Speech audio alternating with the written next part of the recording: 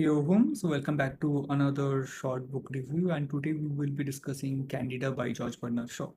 George Bernard Shaw, if you don't know already, was a popular playwright, novelist, critic, political activist, and Nobel laureate in 18th and 19th century England. And if you are not new to me, you should know that he is one of my favorite authors. Candida is another play of him. It's a classic comedy written in somewhere around 1974 and set in late Victorian era.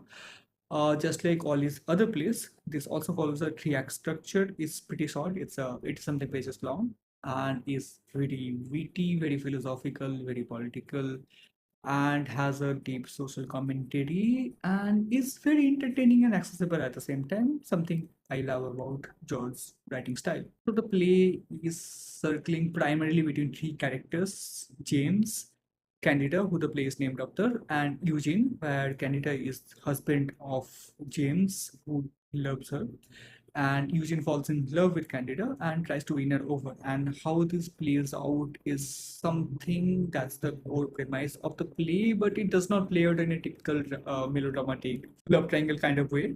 George doesn't do that. Feminism is something that plays a huge role in Warner's plays in general, but it takes a center place in this because Candida is the main character, although she doesn't have a lot of screen presence, but the whole play revolves around her.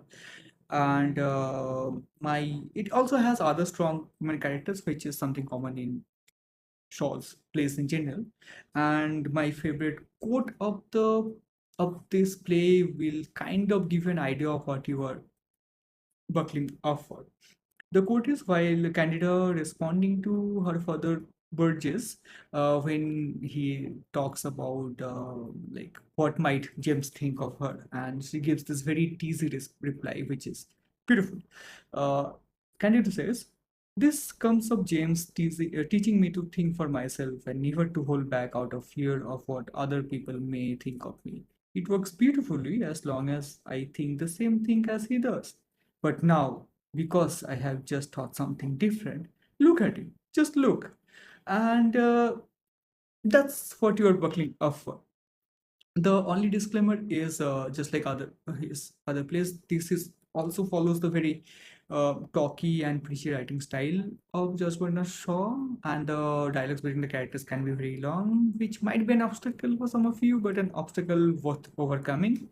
And now I have started reading Major Barbara, and I'll be reviewing that soon too. So stay tuned.